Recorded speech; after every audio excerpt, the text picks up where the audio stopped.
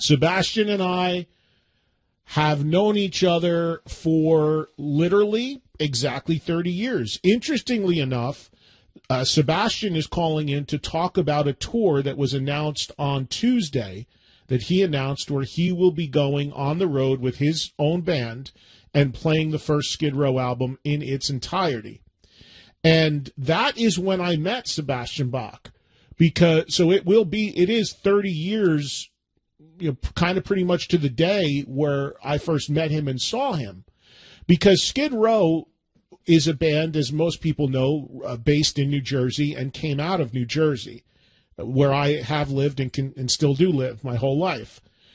And I knew Skid Row and the band before Sebastian was in it. They had other singers. The guy, I believe, that was singing right before they got Sebastian was a guy named Matt Fallon, who, interestingly enough, was also for a brief time a singer in Anthrax. But being the same age as the guys in Skid Row, being from the same area, I would see them and hear about them. They would play clubs around New Jersey and just try, like any other local band, trying to get going. And I would hear things about them that, they're a good band. We'll see what happens. And even back then, the thing that everybody talked about was the fact that they had a connection to Bon Jovi because Snake, the guitar player and co-founding member of Skid Row, went to high school with Bon Jovi. They were from the same town, from Sayreville in New Jersey.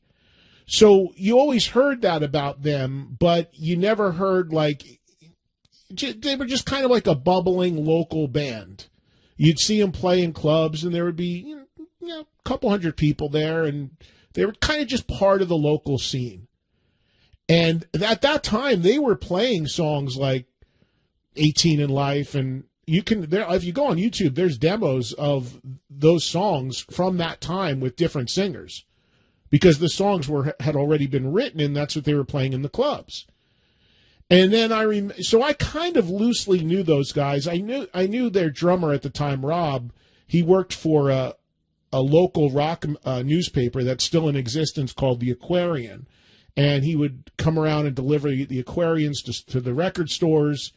And I remember Skid Row would have these softball games where they would invite people down to play. So they were just always a band kind of on the scene, and I knew them and kept an eye on them, and having even at that point been in the music business, keeping an eye on what they were doing.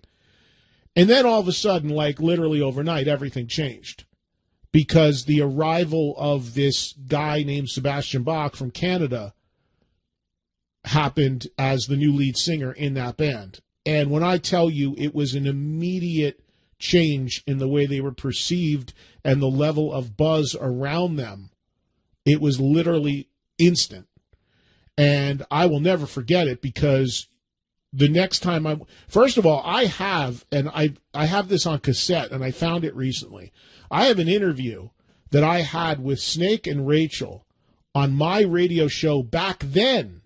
This would have been 87, 88, of me talking to them, and they were without a singer at the time.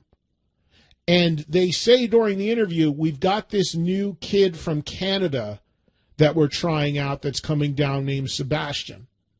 I gotta transfer that digitally or something. That'd be really cool to go back and listen to. So that's how, that's where I sat in the whole thing, as I was kind of in the middle watching this, this just one of a million local bands at the time. But then that new kid shows up, and the level of interest goes through the roof for Skid Row. There was a club in Newark, New Jersey called Studio One back then. And a lot of bands came out of there and played there from New Jersey. Trickster sort of broke out of there. Skid Row played there a lot. There were a number of clubs around Jersey that the Jersey bands would always play. But I'll never forget going to Studio One, which was to this day, there's some real bad areas of Newark, right? But back then, it was still a pretty rough area. But we would go to this club, and it was like a multi-tiered club, and they would have one floor where the bands would play. And I will never forget, who's playing Skid Row? Let's go see him. And that day that I pulled up to see Skid Row at Studio One, the big difference was noticeable before you even went in the building, because outside of the building were multiple stretch limousines. Why?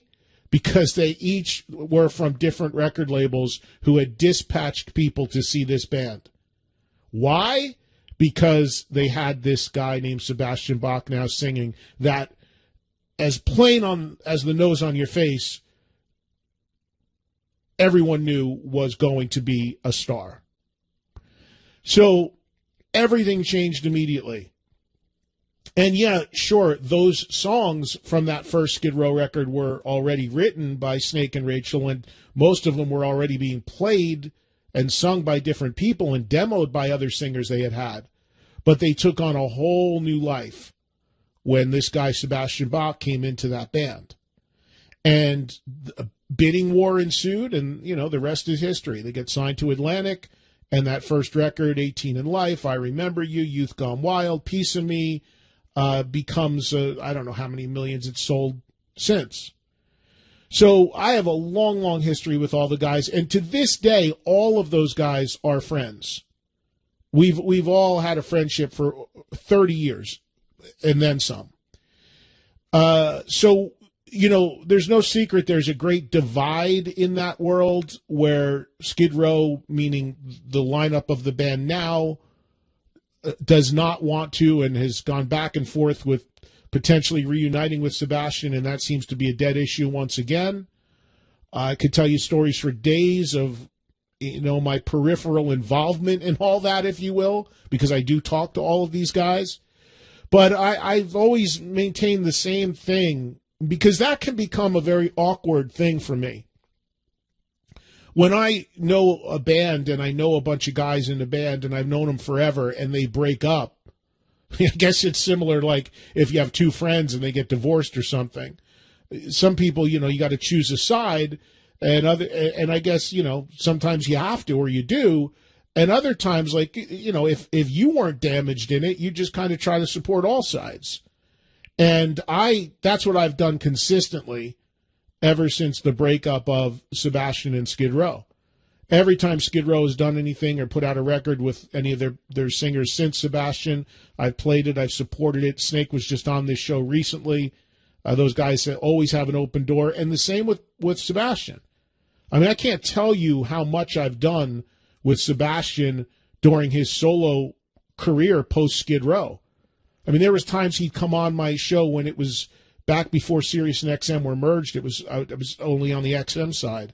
And he would come on and we'd play his full new record. I mean, we did so much stuff. The stories with that band probably more so than a lot of bands that I have, and the memories I have and the history I have. So same deal. It's like, they want to come on, Baz wants to come on. It's all good. I don't get caught up in the whatever infighting's going on or just the division. I just welcome everybody, and the fans ultimately decide what they like and what they will and won't support. So I remember, as I was saying yesterday, Sebastian had said to me on this show like a year ago, and Sebastian has made